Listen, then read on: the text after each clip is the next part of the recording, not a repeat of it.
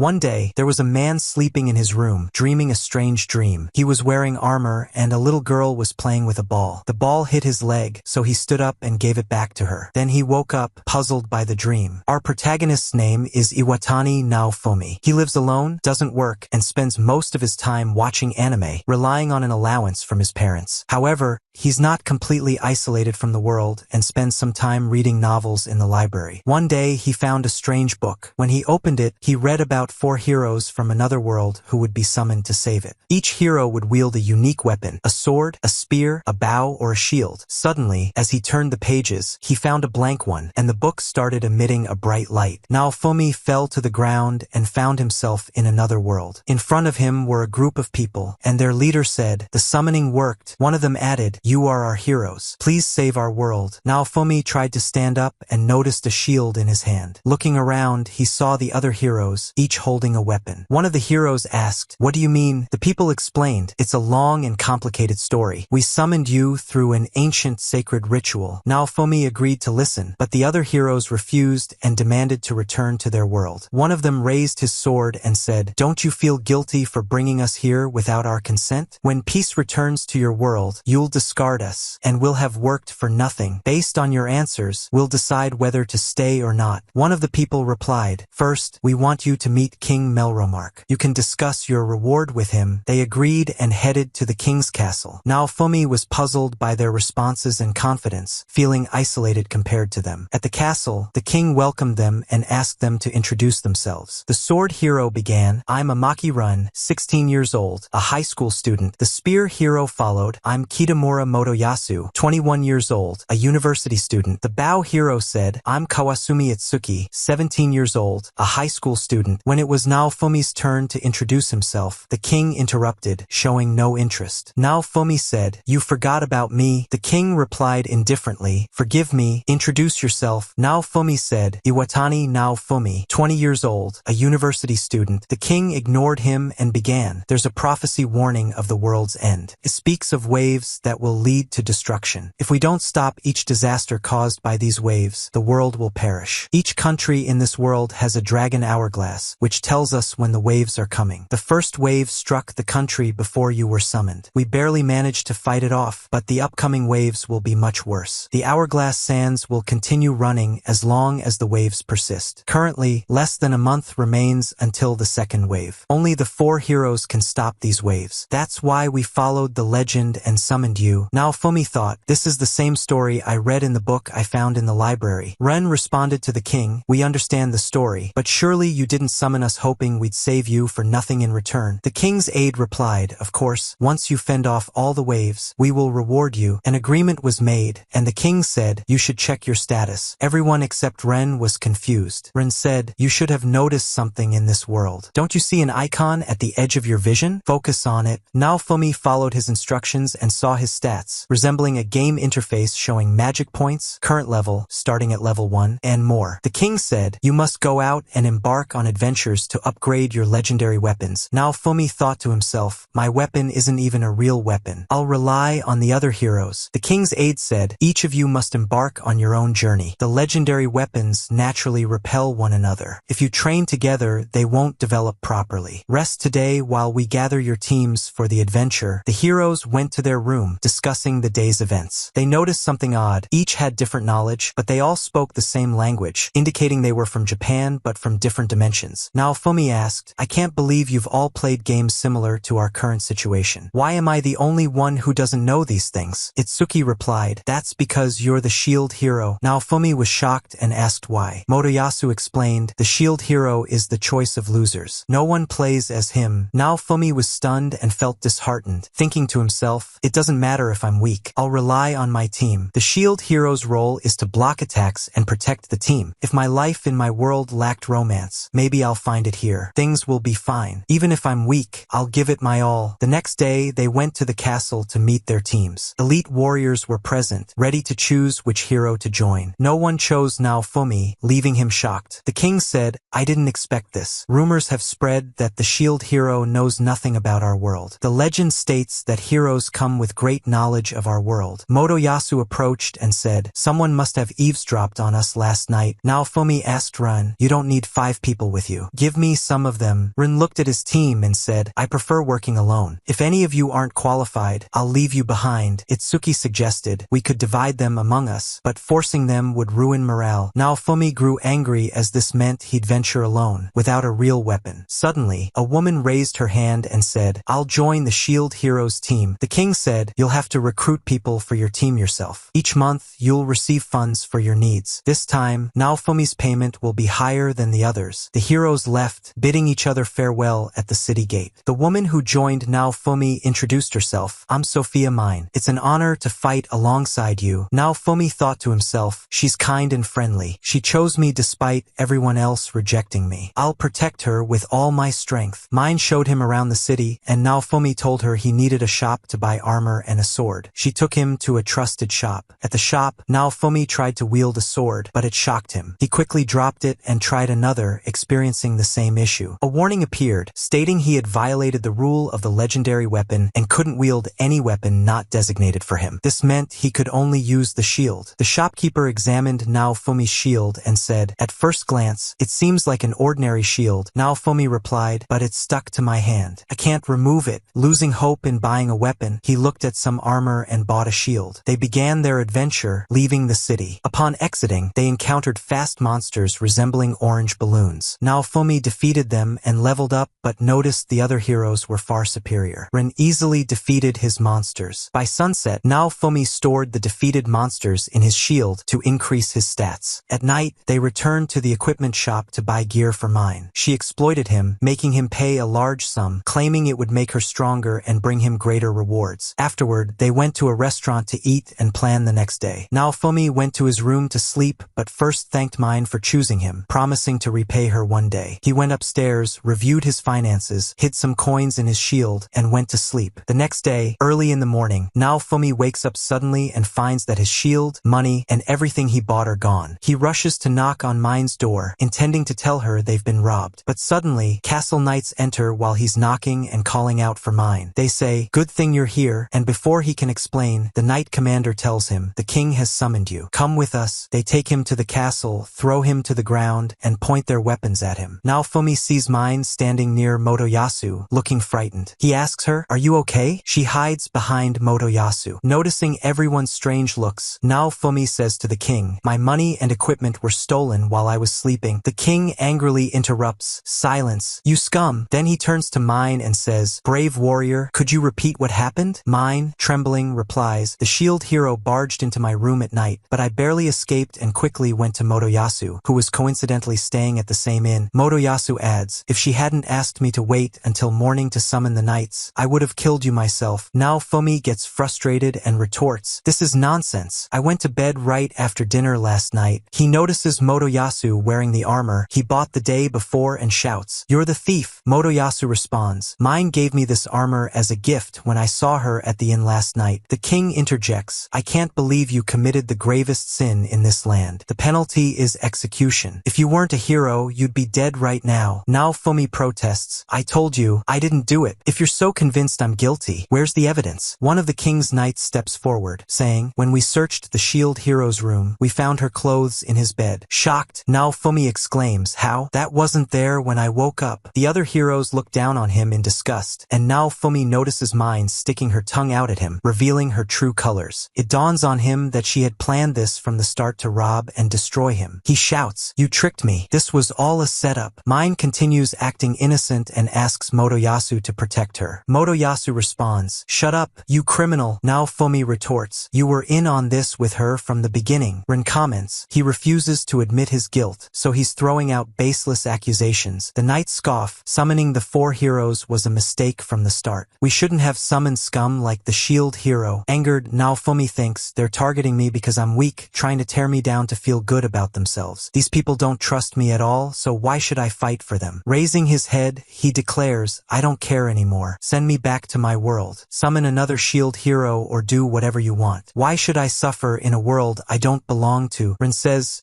So you're running away the moment things get tough? Itsuki adds, after everything you did, you're not even going to do your job? Naofumi counters, whatever, I don't care, just send me back to my world. The king responds, I would have granted your wish and exiled you, but the legend says we can't summon new heroes until the current ones die. You also can't return to your world until you deal with all the upcoming waves. The other heroes protest, you want us to fight alongside someone like him? Naofumi declares, I'll handle the waves my way, shoving the knights aside and using his shield to protect himself. He asks the king, what will you do? Lock me up until the next wave comes. The king replies, no, I won't imprison you. The next wave is approaching soon, and whether you're scum or not, you're still one of the heroes who can fight it. However, news of your crime has spread. Your punishment is that you're no longer welcome to live in this city. Naofumi replies, I understand, then pulls out the money hidden in his shield and throws it at mine and Motoyasu, saying, is this what you wanted? Take it. He walks out of the castle, losing everything. His money, clothes, shelter, and people's respect. On his way out of the city, he meets the equipment shop owner, who grabs him and says, I heard what you did to that girl. You deserve a beating. Naofumi replies, even you? But the shopkeeper sees the truth in Naofumi's eyes and lets him go, giving him a magical cloak as a gift. Naofumi asks the price, promising to repay it someday, then leaves the city. Naofumi vents his anger by fighting monsters outside the city, leveling up in the process. He returns to sell the monsters he defeated, but the merchant offers a ridiculously low price. Naofumi threatens him with the orange balloons, forcing the merchant to pay the full amount. He then stops by the equipment shop to pay for the cloak and leaves. The next day, Naofumi sees a plant he recognizes from the equipment shop and places it in his shield, unlocking a new ability called Leaf Shield, which enhances plant quality. He starts improving plants and selling them in the city, earning enough money to sustain himself. At night, in an inn, 3 shady individuals approach him, mocking, we want to join your party. Naofumi replies, let's discuss the terms first. Your payment depends on your performance. As the leader, I'll take 40% of the loot and distribute the rest as I see fit. If you can even do your job. One of them says, let's go buy some gear then. Naofumi counters, buy your own gear. I'm not obligated to buy you anything. The men reveal their true intentions, demanding all his money. Naofumi says, if you'd said that earlier, we could have saved time, and attacks them with the orange balloons. One of them tries to stab him with a knife, but Naofumi blocks it with his shield, unleashing a burst of energy that forces them to flee. Naofumi reflects, I have defense but no attack power. Without the ability to attack, I can't defeat monsters. Without defeating monsters, I can't level up. Without leveling up, I can't grow stronger. A mysterious man appears, saying, looks like you need help. I have exactly what you're looking for. He takes Naofumi to his slave trading shop, explaining, slaves don't lie or betray because they're bound by a curse tied to a seal. You can even kill them if they disobey. Naofumi agrees, saying, show me what you have. He notices the slaves are humanoid, with animal-like features, treated as subhuman in this world. He hears coughing and follows the sound, finding a sickly, humanoid child. So he tells her, lift your head. But the owner of the place interrupts, saying, she's a sick Recap-kun girl suffering from mental trauma. Even I have a hard time with her. Her previous owner enjoyed torturing her. Naofumi replies, I'll buy her, and the owner takes her out of the cage and draws the slave seal with Naofumi's blood. She writhes in pain as the owner explains, the slave crest will make her defiance impossible. Naofumi sees in his system that a slave has been added, and he approaches her angrily, saying, what's your name? She answers, Raphtalia, and he grabs her hand roughly, pulling her out of the place. Naofumi takes her to the blacksmith to buy her a weapon and armor. Suddenly, an orange balloon monster appears, and he tells her, show me what you can do, but she's scared of the monster. He activates the slave seal, causing her intense pain, forcing her to obey him. After she destroys the balloon, her stats increase. Naofumi tells her, from now on, you'll fight the monsters for me. He leaves the shop, saying, follow me. On their way, Naofumi notices Raphtalia is hungry, so they go to a restaurant. Raphtalia asks, why are you feeding me? Naofumi replies, I felt like you wanted to try it. For the first time, Raphtalia feels someone is treating her kindly. Later, they train and defeat some monsters together. At sunset, they eat, and Naofumi notices that Raphtalia's level has increased to 3. His shield has also gained new abilities. Raphtalia asks, who are you? He replies, I'm the shield hero. This reminds her of when her father told her the shield hero was kind to demi-humans, and she dreamed of meeting him someday. Raphtalia then asks for his name. Naofumi tells her and gives her medicine for her cough. She falls asleep but dreams of her parents dying to protect her from a 3-headed monster. She wakes up terrified and crying, and Naofumi hugs her to comfort comfort her. The next day, Naofumi sells some plants and medicines he made using the mixing ability he gained. They check into an inn in the city, where he intimidates the innkeeper into giving them a room. They continue their daily routine of selling items, buying food, training, and Naofumi taking care of Raphtalia kindly. During one training session, a rabbit monster attacks and bites Naofumi. He tells Raphtalia to attack it, but she's scared to make it bleed, saying, "I'm afraid of blood." Naofumi replies, "If you don't kill it, I won't take care of you anymore because I need to be strong before the next wave. Defense is the only thing I can do. I need someone to fight for me. If you can't do it, I'll find someone else." Raphtalia, determined not to be abandoned, grabs the sword and attacks the rabbit, killing it. She says, "I'll fight for you, so please don't give up on me." Afterward, they go to the blacksmith to buy Raphtalia a new weapon. Naofumi asks for directions to a nearby village suitable for their current gear, and the blacksmith suggests one. They go there, sell the rabbit, and Naofumi inquires about a place to earn money quickly. Someone tells him the raw materials from the coal mine are worth a lot, but ever since the first wave, the mine has been filled with dangerous monsters. Naofumi and Raphtalia head to a shack near the mine, where Naofumi adds new abilities to his shield and tests them. They then go to the mine, where Naofumi gathers minerals to sell. Suddenly, a two-headed dog appears. Raphtalia screams because it resembles the monster that killed her parents. Naofumi quickly saves her by jumping into the water with her. Hanging onto a rope with Raphtalia in his arms, she says the dog killed all the villagers and her parents. Naofumi tells her, "End it here and now. If you fight and make me stronger, we can stop the disasters ahead and prevent others from experiencing the tragedy you endured." Naofumi charges at the monster, using his shield to block one head, but the other head bites his shoulder. He pins it down and tells Raphtalia, "This is your chance." She's paralyzed with fear and doesn't move, so he says, "If I die, you'll die too." She replies, "No." He activates the slave seal, forcing her to stand despite her fear and tears. Naofumi feels guilty and tells her to run while he buys her time. However, Raphtalia recalls all the kindness Naofumi has shown her since he bought her. She jumps at the monster, stabbing it, but it doesn't die. Naofumi uses his shield to protect her from its attack, and she rushes in again, driving her blade into its heart. She runs to Naofumi, hugging him and crying. That night, Naofumi adds the monster to his shield and sells the minerals he gathered from the mine, earning a lot of money. They go to a restaurant to eat. After a week of training, Naofumi gained many techniques. A hedgehog attacked him, so he used the shield prison technique, and Raphtalia jumped in and killed it, now at level 18. After some time, we find Naofumi and Raphtalia at the blacksmith's shop, where the owner comments on how quickly Raphtalia has grown. They request a custom shield for Naofumi and buy a new sword for Raphtalia. The next day, Naofumi picks up his new shield. They notice a commotion in the city, people gathering as nights enter because the disaster is approaching. Naofumi says, "If I knew when and where the disaster would start, I'd make a plan." The blacksmith responds, "Didn't anyone tell you? The city's hourglass. When the last grain of sand falls, the heroes will be sent to the disaster site." Naofumi goes to see the hourglass, and his shield resonates with it, glowing and sinking. It shows him the remaining time, 20 hours. Motoyasu, with his team including Multi-Mine, approaches and taunts, "You're still fighting with those weak items?" Naofumi ignores him and heads for the door. Multi says, "Wait, Motoyasu is talking to you," but Naofumi doesn't reply. He spots Run and Itsuki and hears Motoyasu talking to Raphtalia, greeting her. Raphtalia responds, "I swore to fight with Naofumi," surprising Motoyasu, who says, "You'll be in danger if you stay with him." Naofumi calmly approaches, glaring at Motoyasu, then grabs Raphtalia's hand and walks away. Motoyasu calls after her, "Have you heard the rumors about him?" Itsuki tells Naofumi, "I'll see you at the wave," and Ren adds, "Don't be a burden." Naofumi suppresses his intense anger and leaves without replying. That night, Raphtalia notices Naofumi isn't himself and seems upset. She asks, "Did something happen between you and the other heroes?" He replies, "It's none of your business." She leaves him and goes to sleep, while Naofumi thinks, "Even if I told the truth, no one would believe me." The next morning, in the city square, Raphtalia approaches Naofumi with a somber expression and says, "I'm so grateful to have met you. You healed me, fed me, taught me how to live, and gave me a reason to fight. I am your sword, and wherever you go, you'll find me by your side." The countdown reaches 0, and the heroes are transported to the disaster site. They find the sky red and waves of color moving through it. Suddenly, swarms of giant insects and skeletons armed with weapons appear. Naofumi notices they are heading toward the nearby village they visited recently. One of the heroes fires a signal into the sky. Naofumi gets angry, thinking, do they think they've done their part just by notifying the knights of the enemy's location? evacuation? The castle isn't far, but by the time the knights arrive, the village will be wiped out. Naofumi and Raphtalia rush to the village. A skeleton attacks a villager with a sword, but Naofumi quickly intervenes, blocking it with his shield, while Raphtalia destroys the skeleton. Naofumi tells her, "Go help evacuate the villagers. I'll draw them away." He starts running, blocking attacks, and taunting the enemies to chase him. The villagers notice the shield hero protecting them. Naofumi climbs the village's bell tower and rings the bell to attract the enemies. A large group gathers on the stairs, so he throws flammable material on them and sets it alight, leaping away from the fire. Suddenly, the village men return, saying, "We changed our minds after seeing your bravery fighting alone. We've decided to fight with you." A giant monster attacks them, and Naofumi blocks its strike but is sent flying. A villager strikes the monster, but it's ineffective. Naofumi blocks again and says, "You can't handle this one." Raphtalia appears and kills the monster, telling the villagers, "Evacuate. We'll handle this." Suddenly, a barrage of fire projectiles rains down. Naofumi covers Raphtalia with his cloak and activates his shield. They discover the knights fired the projectiles without caring that the shield hero was in the village. Raphtalia, enraged, attacks their captain, but he blocks her strike. She yells, "Did you know Naofumi was here? I'll cut off your head if I don't like your answer." The captain orders his men to draw their swords, but Naofumi tells her to leave them alone. One knight mockingly says, "As long as you behave, we won't have to kill you." Naofumi retorts, "Fine, I can sit back and watch you get eaten by monsters." A giant monster appears, nearly killing the knight, but Naofumi intervenes with his shield to save him, and Raphtalia swiftly kills the monster. Naofumi tells the knights, "We'll buy you time to form your ranks," and he and Raphtalia charge into battle. One knight sneaks away, telling the others, "Let's leave him and join the other heroes." The captain feels guilty and orders the knights to form up and assist the shield hero. Meanwhile, the other heroes defeat many monsters. The disaster suddenly ends, and the sky returns to normal. The heroes comment, "That wave was easy." Ren says, "Their boss was very weak. The next wave will probably be just as simple." Motoyasu asks, "Where's Naofumi?" Malty replies, "Good thing he wasn't here. He would have been a burden." At the same time, the villagers thank Naofumi for saving them. At night, the king organizes a party to celebrate the heroes for stopping the calamity. Naofumi sits by the window, thinking to himself, "The party doesn't matter. If it weren't for the reward, I wouldn't have come." He reflects, "I could have transported anyone with me instantly if I had registered them earlier. I wish I had noticed that sooner." Naofumi notices Motoyasu watching Raphtalia as she approaches him, but Mine grabs Motoyasu's hand and whispers something in his ear. Raphtalia insists Naofumi eat with her, but he refuses. She fetches food and feeds him with her hand. This enrages Motoyasu, who throws his glove to the ground, drawing everyone's attention. He challenges Naofumi, saying, "Duel me. I heard that Raphtalia is your slave." Naofumi responds, "So what if she is?" Motoyasu retorts, "You can't enslave others." Naofumi replies, "Tell that to yourself. Slavery is legal here." Motoyasu exclaims, "We're heroes from another world. We can't do that, even if it's allowed here." Naofumi counters, "That's your opinion. I disagree." Motoyasu raises his spear, saying, "Fight me. If you win, you free Raphtalia. If I win, I'll leave you alone." Naofumi dismisses him, saying, "I'm not interested," and walks away. Ren comments, "I didn't expect Naofumi to stoop this low." A knight blocks Naofumi's path. The king intervenes, saying, "I overheard everything. A hero enslaving a demi-human? You seem truly corrupt. I order you to accept the challenge." Raphtalia protests, "There's no need for this. I'm with Naofumi by choice." A knight covers her mouth to silence her. The king claims, "You're cursed, forced to defend your master." "Don't worry. Once Motoyasu wins, you'll be freed." Furious, Naofumi shouts, "Stop this nonsense." The knights draw their swords. The king declares, "If you disobey, we'll take her by force." Motoyasu taunts, "I hope you don't run away from this challenge too." Enraged, Naofumi agrees, "I'll win and take Raphtalia back." Mine sneers, "And how will you defeat the spear hero, shield hero?" The crowd laughs. They head to the arena, standing face to face. Motoyasu initiates with several attacks, all blocked by Naofumi. He unleashes a quick strike, injuring Naofumi's shoulder. Naofumi counters with a punch. Suddenly, Motoyasu finds a balloon biting him. "What are you doing?" he exclaims. Naofumi replies, "If I can't win, I'll at least humiliate you." He transforms his shield into the two-headed dog, attacking and biting Motoyasu. Naofumi launches him backward with an airstrike shield and traps him in a shield prison with balloons. The crowd begins to pity Motoyasu, shouting insults at Naofumi. Approaching the shield prison, Naofumi asks, "Will you surrender?" Motoyasu refuses, prompting Naofumi to threaten, "Then I'll aim for your face until you give up. Suddenly, Mine casts a magic spell at Naofumi's back, sending him flying. This unfair move allows Motoyasu to attack again. Although Naofumi deflects several hits, Motoyasu's lightning strike pierces him, knocking him to the ground. Struggling to his feet, Naofumi protests, "Wait, someone interfered in our duel. This doesn't count." Motoyasu dismisses him, upset about losing. Naofumi retorts, "No, everyone saw mine use magic." The crowd denies it, siding with the king, who declares, "There's no need to listen to such filth. The spear hero is the winner." Mine mocks Naofumi, whispering, "I know you're bitter. Sadly, you'll fight alone again." She laughs as the king praises Motoyasu, stating, "My daughter Malti made the right choice in picking you." Naofumi realizes in horror that Mine is the king's daughter. Understanding their plan, he sinks into despair, unable to distinguish lies from truth. He recalls Mine whispering to Motoyasu during the party, claiming, "The shield hero forced that girl to be his slave. Please free her." Overwhelmed by rage, Naofumi's shield reacts, emitting dark energy. He sinks deeper into negative thoughts, yelling internally, "I didn't choose to come here. Why must I suffer alone?" The king's spokesperson announces to the crowd, "The shield hero enslaved this girl. She has been freed thanks to the spear hero." Raphtalia, still gagged, cannot deny the accusations. The crowd jeers, saying, "We never should have summoned the shield hero. The other three are better. Let's get rid of him." Naofumi's anger grows, slamming his hand into the ground, muttering, "The shield hero again?" His shield responds, unlocking the curse series as flames ignite it. Meanwhile, Raphtalia strikes Motoyasu, yelling, "You're a fraud. When did I ever ask you to free me?" Motoyasu replies, "But he mistreated you." She counters, "What do you even know about Naofumi? He's never asked me to do anything beyond my limits. He protects me and lets me rest when I'm tired." Shocked, Motoyasu argues, "No, Naofumi isn't that kind of man." Raphtalia retorts, "Could you have helped a dying slave like he did?" Mine interrupts, yelling, "Enough! How dare you speak this way?" She attempts to strike Raphtalia, but Ren and Itsuki intervene. Itsuki asks Ren, "What do you think about the illegal interference in the duel?" Motoyasu is confused, asking, "What do you mean?" Ren explains, "You lost the match. Mine used a wind spell on Naofumi." Itsuki adds, "It's hard to detect because it's wind magic. Look at the nobles' faces. They know." Ren continues, "I can't believe the royal family dishonored the duel." Raphtalia approaches a despondent Naofumi, who remains on the ground. He accuses her, "Why did you come back? Here to mock me? I don't need a traitor." She responds, "I heard the rumors about you, but I know you couldn't do those things." Naofumi doesn't hear her last words and shouts, "I didn't do it." She tries to comfort him, but he pushes her away, saying, "Thanks to Motoyasu, you're free. Go away." When Raphtalia insists on staying, Naofumi accuses her, "You're lying. What's your next accusation? From the moment I got here, no one has trusted or accepted me because of this shield." She touches the shield, saying, "This shield saved me many times. During the calamity you couldn't fight, but you protected the villagers with it." Naofumi denies, "I didn't do it for them." She counters, "Yet you saved lives." She hugs him, stating, "I know you better than anyone in this world. Even if the whole world speaks ill of you, I'll tell them they're wrong. I'll say it repeatedly, you're amazing. I'm your sword and will follow you anywhere." Naofumi calms, the flames on his shield fading, his markings disappearing. He starts crying, thinking, "These are the words I needed to hear." Raphtalia continues, "If you'll trust no one, I'll trust in you." Emerging from despair, Naofumi asks, "Who are you?" She replies, "Raphtalia." He says, "Raphtalia is a child." She retorts, "When will you stop treating me like one?" and hugs him. The next morning, Naofumi wakes up resting on her lap in the arena. They go to eat and he comments, "Are you really Raphtalia? I'm still not used to how you look." She explains, "Demi-humans grow rapidly when their levels increase." Naofumi realizes he can taste food again after his dark depression. At the same time, the queen is talking to one of her followers and says, "Is this what the king was aiming for?" Her follower replies, "Surely, Malti convinced him." The queen then asks how the shield hero is holding up until now, and the follower responds, "He got himself a demi-human girl from a slave trader." The queen remarks, "That puts my mind at ease, but the news of the 4 heroes summoning has reached us here. We must prevent our neighbors from interfering at all costs." The follower replies, "We'll monitor the situation in the capital." The queen says, "I'll rely on you." Then we go to the king's palace, where the 4 heroes are gathered before him. He says, "As a reward for your efforts, Motoyasu will get 4,000 silver coins, Itsuki and Ran will each get 3,800, and the shield hero will get 500. But since this matches the cost of freeing his slave, he won't get any money this time." Itsuki objects, "That's unacceptable. terrible. You intervened in his duel and annulled the seal, and now you won't even pay him back. Rin supports him, saying, that's right. It's clear Naofumi would have won the duel if you had followed the rules. Malty interjects, no, you're wrong. It was a one-on-one duel, and he was hiding monsters under his cloak, which is why my father declared his loss. Itsuki counters, even so, you cheated by casting a magic spell on him, and Rin adds, and when the wave came, Naofumi defended the villagers alone, instead of the knights. I think he deserves some form of compensation. The king grudgingly agrees, fine, I'll give him the lowest agreed upon amount. You've received your payment, now leave. Before Naofumi can attack the king, Raphtalia grabs him and calms him down, saying, let's not waste our time here. They leave. Raphtalia insists that they visit the slave trader to put another seal on her. Naofumi says, that wasn't necessary. She replies, I want it as a symbol of your trust in me. The slave trader is amazed at how much she's grown and improved. Naofumi notices some strange eggs in a box and asks, what are these? The trader replies, these are luck eggs. Pay 100 silver coins, and you'll get a philolial whose strength doubles if raised well. Raphtalia explains to Naofumi, you've surely seen the birds that pull carriages in town. Naofumi decides to buy one so that Raphtalia won't have to fight alone. Later, they visit the herbal shop, where the owner tells Naofumi, my relatives in the village you saved asked me to help you. He gives Naofumi a book of medical recipes and says, the old woman at the magic shop wants to see you. They visit her and she explains, you have an affinity for healing and support magic, while Raphtalia has an affinity for light and dark magic. I recommend learning illusion magic. She gives them a book as a gift for saving her grandchild in the village and adds, I wish I could give you a crystal orb to learn magic, but the king has requested several for the other heroes. Naofumi deduces that the king gave everyone else orbs except him. He and Raphtalia leave, and he tries to read the book but can't understand the language. They decide to spend the rest of the day in the village and train tomorrow. The next day, they wake up to find the egg has hatched, and a very tiny bird emerges. Over the days, it grows until Naofumi can ride on its back. He names it Philo. Suddenly, they hear that knights have arrived in the village. They go outside to see what's happening and find Malty announcing, Motoyasu, the spear hero,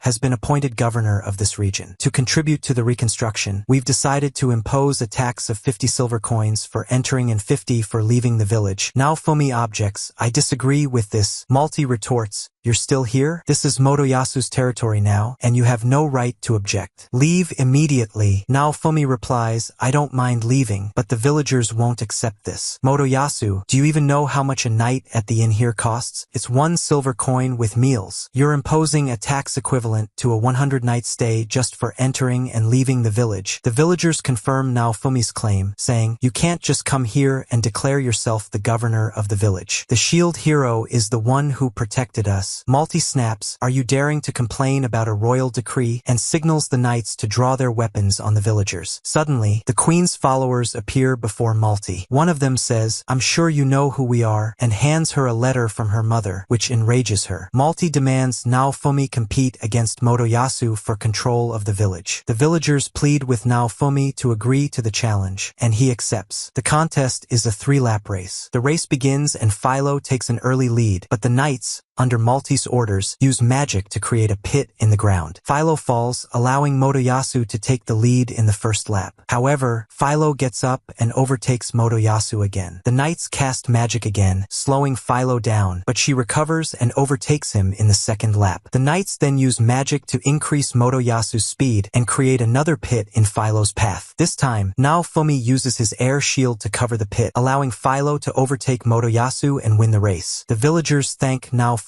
for saving them once again. Suddenly, Philo grows into a large size. Malty accuses Naofumi of cheating, saying, you didn't tell us your philolial is a giant ball of fat. The queen's followers interject, no, you're the one who cheated. We found traces of magic on the racecourse. Malty tries to accuse Naofumi of using magic, but one of the followers counters, the shield hero's magic is for healing and support, and Raphtalia's is for light and dark. This doesn't match the magic we found. It was your team that cheated. Embarrassed, Malty leaves in frustration. The villagers thank Naofumi again and reward him with a cart. The village chief gives him a license exempting him from travel taxes in towns and suggests he work as a traveling merchant. Naofumi agrees. That night, the 3 of them sleep in the forest to rest before starting their journey. The next day, Naofumi and Raphtalia notice that Philo can transform into a human form. They take her to the equipment shop to buy clothes that won't tear every time she transforms. The shop shop owner directs them to a tailor who makes custom outfits. When they visit her, she asks them to bring magical thread infused with Philo's mana. They go to the witch who had given them the book and inquire about it. She requests time as she needs a gemstone to craft the magical thread. They embark on a journey to earn some money. On their way, they encounter a man running along the slope toward the town they're headed to. He asks them to take him there as fast as possible because his mother is sick. Naofumi quickly takes him on Philo's back. Upon entering the house, Naofumi notices his mother's deteriorating condition and enhances a potion with his shield, improving her health. The man gives Naofumi goods in return. Afterward, they reach the town, trade, and treat several people, causing Naofumi's reputation to improve. He develops his magical skills, learns how to create gemstones, expands his trading network, and even obtains information about the other heroes. Additionally, he secures a recommendation from a merchant and heads to a mine where he finds the gemstone needed for the magical thread. Though it's in a dangerous place, they take the witch along and enter the temple where the gemstone is located. On their way, they spot footprints of a monster. Suddenly, their fire torch extinguishes, and a spell causes them to hear voices of loved ones saying things they'd rather not hear. The witch tells Naofumi to ignore it because the monsters are provoking them. Suddenly, a monster injures Naofumi. The tailor uses magic to dispel the curse, and a swarm of bats appears. Philo defeats them with wind magic, and Naofumi adds the bats to his shield. They continue their journey and find what they're looking for. However, Raphtalia notices a snake and a lion inside. She attacks the lion, but it dodges and hits her hard. Philo attacks but misses as well. The witch uses fire magic, but it has no effect. Naofumi blocks its attack with his shield and pins it down, allowing Philo to strike its face swiftly. He pushes it away, and Raphtalia uses her dark magic to disappear. The monster hears her and the snake attacks, but Naofumi quickly warns her, and she dodges. Naofumi transforms his shield into a microphone using the bat's voices and tells Philo to scream as loudly as she can. This causes the monster's ears to explode. The witch uses fire magic again to distract it, and Raphtalia seizes the opportunity to stab it while Philo crushes its skull. They take the gemstone to the tailor, who uses it to make clothes for Philo. Afterward, they travel to deliver goods to a merchant who frequently deals with Naofumi. The merchant tells him he can't trust anyone else to deliver this order as quickly as possible. Naofumi is puzzled and wonders why the village urgently needs such a large quantity of pesticides. Upon arriving at the village, he understands the reason. Strange plants are covering the entire area. The village chief explains they tried everything to stop the plants, but nothing worked, and now the plants are turning into monsters and attacking them. When the villagers see Philo and Raphtalia, the chief asks Naofumi if he's the traveling savior with the cart. Naofumi denies it, not wanting to get involved, but Raphtalia scolds him. The village chief pleads with Naofumi to treat the sick and takes him to them. Naofumi finds that the plants are parasitic, consuming their bodies. Naofumi approaches one patient, applies a potion enhanced with his shield, and successfully heals them. He treats the others too. The chief begs Naofumi to save the village as well. Naofumi agrees reluctantly after hearing the story. The chief explains how spear hero Motoyasu had visited during a famine and brought back a sealed seed from a nearby temple. At first, the plants grew rapidly, solving their problem, but they eventually overgrew and consumed the village. Naofumi remembers seeing an empty box in the temple during their quest for the magical threads gemstone. The villagers offer to pay upfront for the treatment and eradication of the monster. Naofumi takes the money and comments that he doesn't like cleaning up Motoyasu's messes, but since they paid, he'll save the village. Naofumi, Philo, and Raphtalia head to the planting site. They encounter plant monsters, cutting the first down easily, but the second one isn't affected by ordinary attacks. Naofumi asks Raphtalia to spray the pesticide near the monster. She and Philo attempt to do so, but the effect is minimal. Naofumi recalls how enhancing potions worked on the patients and approaches the monster, which grabs him. He sprays it with the pesticide and uses his enhancement technique. It works, and the monster is destroyed. Adding it to his shield unlocks a new plant modification ability. He experiments by planting the monster again, easily killing it in seconds. Later, back in the village, Naofumi modifies the plants to grow without turning into monsters. He takes some seeds and sells them to the merchant who sent him on this journey. The merchant agrees to buy them. The next day, while traveling to a new village, they encounter an old woman who warns them, "If you continue, you'll die. It's better to turn back." The village has been wiped out, and even the village chief died from the plague. However, Naofumi decides to continue to the village to uncover what happened. Upon arrival, they find the village in a dire state. Someone Someone asks him, "What brings you to a place like this?" Naofumi responds, "I'm a traveling merchant. I came to sell medicine." As soon as the villager sees Philo, he rushes to the village doctor. Naofumi follows him to the clinic and finds almost the entire village there, all sick. Naofumi insists on administering the medicine himself. He enhances the potions and gives them to the patients, improving their conditions. The villagers thank him and pay him money. Naofumi then asks, "Are you satisfied with this outcome? I only treated the symptoms, not the disease itself. It's bound to return. I don't mind coming back to treat them again for money, but let's see who runs out first, you or your treasury." The nurse angrily responds, "We know we can't let this continue, but there's nothing we can do. The wind coming from the mountain is causing this. About a month ago, the sword hero killed a dragon on the mountain. Many adventurers from faraway villages came to see the dragon's corpse and collect resources, which helped the village prosper. But one day, all the adventurers collapsed because the dragon's flesh rotted and released a form of toxin, which caused the plague. The mountain is still full of aggressive monsters, and while the adventurers could have disposed of the dragon's corpse, they were too ill. The toxin likely spread further around the dragon's location, making it impossible for adventurers to go near it. The king said the heroes are too busy to help." Naofumi responds, "Cancel the request you sent to the kingdom. I'll handle it." The doctor thanks him, but Naofumi replies, "Save your gratitude. I want money. Pay me what you would have given the castle." The nurse protests, "How can a savior be so greedy?" Naofumi retorts, "I never said I was a savior." They set out for the dragon, encountering small monsters along the way. Naofumi uses magic to shield Philo and tells her to trample them with the cart. When they reach the dragon, breathing becomes difficult due to the toxic air. Suddenly, the dragon regenerates and wakes up. They try to flee, but Philo attacks it, landing a kick to its face. Naofumi warns her to hide behind him before it releases its poison. Naofumi's shield can't fully absorb the poison, affecting Raphtalia. Philo becomes enraged and attacks the dragon, but it swallows her. Furious, Naofumi is consumed by darkness and hears a voice. "Are you seeking power? Do you hate everything?" He activates the cursed shield of wrath. His eyes glow red, rage blinds him, and the marks reappear on his face. As he approaches the dragon, it attacks him with its claws, but Naofumi blocks the strike and emits an energy blast that pushes the dragon back. Raphtalia notices something is wrong, approaches him, but is also blown back by the force. The dragon swings its tail at Naofumi, but he blocks it and releases flames from his shield, burning the dragon's tail. Naofumi remembers all the people who wronged him since arriving in this world, fueling his anger further as he approaches the dragon. However, he hears Raphtalia's voice in his mind saying, "I believe in you," which calms him. He regains his senses and finds Raphtalia holding him, her body covered in burns from the shield. She faints. Naofumi tries to heal her with magic, but it doesn't work. The dragon attacks again, but Naofumi blocks and incinerates it with fire. He struggles to control the shield's flames but fails. Determined, he tells himself, "I need to use this power to defeat it. But if I lose focus for even a second, hatred will consume me." Suddenly, the dragon collapses and dies. Raphtalia regains consciousness, and Philo emerges from its stomach, having killed it from the inside. She explains, "While cutting my way out, I found a large crystal. When I ate it, it died." They dispose of the dragon and quickly return to the village to treat Raphtalia. The doctor tells Naofumi that treating her will be difficult as she's afflicted by a powerful curse. "We've wrapped her in healing water-soaked bandages, but we don't have enough water to dispel the curse. If you travel to a big city, I'm sure you'll find it there." Naofumi checks on Raphtalia, and Philo gives him a piece of the dragon's core she found. He adds it to his shield, but his level isn't high enough to unlock its ability. Feeling guilty, he reflects, "This shield wasn't part of the upgrade tree. If I had kept using it, I would have killed Raphtalia and Philo, who was inside the dragon." He apologizes to them, saying, "Forgive me for putting you in danger because I hesitated. There's a difference between courage and recklessness, just as there's a difference between caution and cowardice. If I stay a coward, I'll fail to protect the things I hold dear." Raphtalia reassures him, "It wasn't your fault. If I were stronger, this wouldn't have happened." Philo adds, "I'm also at fault for attacking it out of my hatred for dragons." Naofumi holds their hands and says, "We've grown stronger now, and tomorrow we'll become even stronger. It's late. Rest and recover." He leaves them to sleep. The next day, they climb a slope and fight some monsters, defeating them. Along the way, Naofumi tells Raphtalia, "We'll return to the capital tomorrow to treat you." Philo notices several birds around a little girl and tells Naofumi, who goes to investigate. The birds around the girl fly away when they see him. When the girl sees Philo, she becomes excited and asks,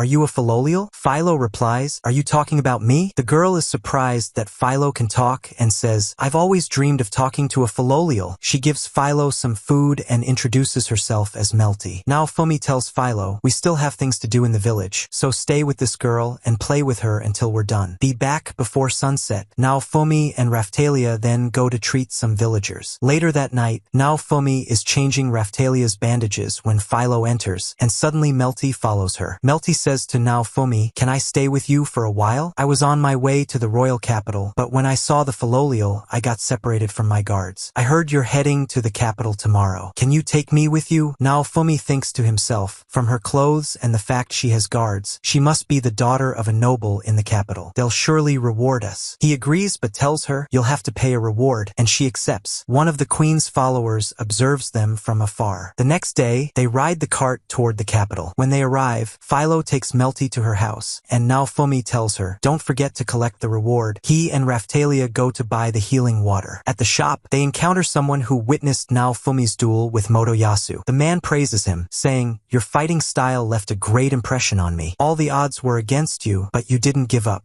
Honestly, I didn't expect you to hold your own with just a shield." Naofumi replies, "Spare me the flattery. I'm here for one thing, the healing water. I want the most effective kind." They demand a high price, which Naofumi pays. However, the water he receives is of poor quality. The shield alerts him, and the shopkeeper scolds his staff. "Why did you bring low-quality water? Go get the highest quality." He apologizes to Naofumi, gives him the proper water, and leaves. As they leave, Raphtalia notices a knight running toward them. She tells Naofumi, who says, "We'll run," and they flee. The knight keeps chasing them. Naofumi tells Raphtalia, "He's after me. We'll split up. Go get Philo and meet me at the cart." Naofumi continues running, eventually losing the knight. Suddenly, Motoyasu appears and attacks Naofumi with his spear. Naofumi dodges, and Motoyasu shouts, "Where's your slave? I've come to free her." Naofumi responds, "Raphtalia?" Motoyasu says, "No, the one with wings. I saw her with you." He throws his spear, but Naofumi blocks it with his shield. Their fight causes destruction in the city, leading to chaos as people begin fighting each other. The knight chasing Naofumi appears and shields him from Motoyasu's spear. The knight says, "This is a public space, not a battleground." Mine arrives with several knights and orders them to surround Naofumi and Motoyasu. She raises a proclamation from the kingdom, declaring, "By the authority granted to me by the king, I declare this an official duel between the shield hero and the spear hero." Suddenly, Melty enters the scene. When the knights hear her, they drop their weapons and bow. She says, "Throw down your weapons. I won't allow heroes to fight each other." Mine asks, "What are you doing here?" Melty responds, "I haven't seen you in a long time, sister." Naofumi is shocked to learn the girl he brought to the capital is the king's daughter and Mine's sister. Melty continues, "Do you think your privilege or the hero's privilege will cover up this mess? Look around, spear hero. Is this how a hero endangers the lives of civilians?" "Sister, you've gone too far this time." Mine replies, "I'm doing my duty as the hero's assistant." Melty retorts, "You call making him fight in a public place part of your duty?" Mine counters, "Are you defying your older sister?" Melty responds, "If necessary, I'll tell mother." Melty apologizes to the citizens on their behalf. Raphtalia arrives with Philo, who immediately attacks the shield hero, saying, "I hate you." Melty then approaches Naofumi and says, "I want to talk to you." Naofumi takes her to an equipment shop for privacy. Melty introduces herself properly, saying, "I'm the first candidate for the throne because my sister has always been a troublesome child. I didn't know you were the shield hero, but that's good." Naofumi interrupts, saying, "We're done here. I won't trust a word you say. Leave." She begs him to listen to her, but he says, "I'm not obligated to listen to anything from the royals." One of the knights enters and tells Melty, "The king is summoning you," so she leaves with him. She remembers her mother's words, telling her to return to the capital and inform the king of his unjust treatment of the shield hero. Raphtalia scolds Naofumi for refusing to listen to Melty, but he remains silent. Philo gets upset and leaves, and Raphtalia asks him, "Is it because she's from the royal family?" Naofumi snaps and says, "I can't trust any of them." Philo returns with the knight who had been chasing Naofumi, accompanied by other knights. The knight tells Naofumi, "Please let us join you in the next waves. We were deeply moved by how you fought in the last wave, and we all want to support you." Naofumi replies, "If you want to fight the waves, you can do so without following me." They insist, "We want to be with you because you saved our families in the village, and we want to repay you." Naofumi holds up a necklace and says, "Buy this for 150 silver coins, and I'll consider your offer." They leave to gather the money. Naofumi hands his shield to the shopkeeper for repairs and asks, "Do you know what the stars that appeared next to Raphtalia and Philo in the stats mean?" The shopkeeper explains, "It means they're ready for class upgrades. This allows their level cap to increase, but only the castle can authorize these upgrades. As a hero, you're supposed to choose the path they'll take when upgrading." Naofumi opens the stats menu and finds that the upgrades are performed at the hourglass of the dragon vein. They head there, and along the way, he asks Raphtalia, "What kind of upgrade do you want?" She replies, "I'm fine with whatever you choose for me." Naofumi says, "No, you should carve your own path. After the waves are over, I'll return to my world. Choose something that will let you live without me." Raphtalia becomes upset at the thought of him leaving her world. At the hourglass, they find that the upgrade cost is very high for a single person. Naofumi tells Raphtalia, "We'll upgrade you first," and pays the fee. Suddenly, an official interrupts, saying, "We've received an order from the king not to allow anyone in the Shield Heroes party to upgrade." Naofumi takes back the money and leaves. They go to the slave trader, and Naofumi asks, "Can you perform the class upgrades?" The trader replies, "No, but you can do it at another hourglass." He tells them about the locations of other hourglasses, but they're too far away to return in time for the wave. They buy a weapon for Philo's claws. The next day, they set out for another town. Along the way, they pass through many villages suffering from famine, lacking both food and water. They stop at one village, and Naofumi asks the people, "What happened here?" A man responds, "We're refugees from the north. An adventurer sent by the kingdom formed a resistance group and started a revolution, leaving us caught in the chaos. Rumor has it he uses a bow." Naofumi is puzzled and tells Raphtalia, "Prepare some food for them." The next day, they return to the city and see Itsuki and Ran in a restaurant, sitting at another table. Itsuki says to Ran, "I overthrew a tyrant king in a northern country, but when I went to the guild, I found they gave the reward to someone else." Ran replies, "I've had work requests stolen from me too." Itsuki says, "It seems someone's going around impersonating us." One of Itsuki's teammates interrupts, saying, "We've received another request to overthrow a tyrant king in the north. According to the report, he's imposing taxes higher than the limits set by the castle and spending the money on mercenaries to suppress dissent." Itsuki replies, "He needs to learn that great power comes with great responsibility." Naofumi overhears and laughs. Itsuki confronts him, saying, "What's so funny?" Naofumi replies, "Nothing." Itsuki accuses him, "You're the one impersonating us and stealing our rewards, aren't you?" Naofumi asks, "Why would you think that?